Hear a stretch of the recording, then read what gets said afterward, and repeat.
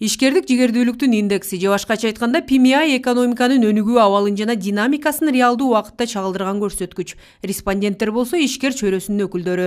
Дал ушул сурамжылоо өлкөдө биринчи жолу жүргүзүлүп, ага 1078 ишкер катышкан. Андаларга өндүрүштүн көлөмү, буйрутмалар, жумуштуулук, жеткирүүлөр, кампадагы кам өндүрүм жана каржы болуп 6 багыт боюнча суроо узатылган. 78 ишкерлер катышты деп атпайбызбы? Ошонун 88% бул чакан ишкерлер катышты, 10% орто ишкерлер, 2% ири ишкерлер катышкан. Андан тышкары айыл чарбасында иштегендер 47% катышкан, жооп беришкен. Соода сатык жакта иштеген 25%, сервис менен иштегендер 19%, өнөр жайдан 9%.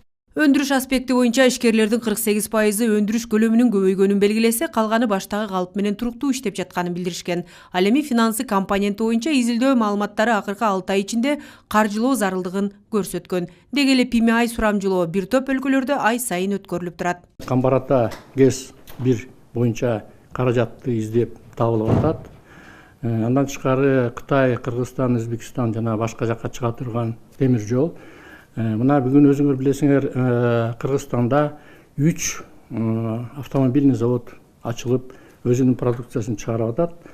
Мына биздин кант, эки кант заводубуз, бул эме Кошой менен Кайынды кант, быйыл 120 000 тонна кант чыгарып, биздин Кыргызстандын өзүнүн потребностун обеспечивать этип атат. Сурамжылоонун жыйынтыктары ишкер чөйрөсү аткаруу бийлигинин экономикалык саясатын оң кабыл алуусун чагылдырган жогорку PMI индекси 61,5 көрсөттү. Бул бир топ өлкөлөргө салыштырмалуу жогору дешет адистер. Бизнестин, биздин өкмөттүн, президенттин политикасын туура көргөнү болуп атат. Жанагындай өкмөт болсо көп программаларды ачып атпайбы? Мына канча финансовый же болсо башка уюмдар ачылды. Канчалык өкмөттүн жаңы программалары болсо, мына кластер же болсо субсидирование ФСХ 12 болду, 12 болуп иштетилди. Быйыл дагы экспорттарды колдоо үчүн экспорт борбору ачылды Министерство экономиканын алдында. Жана башка иштер жылып атат. Мына мамлекеттик банк, өнүгүү банк ачылды.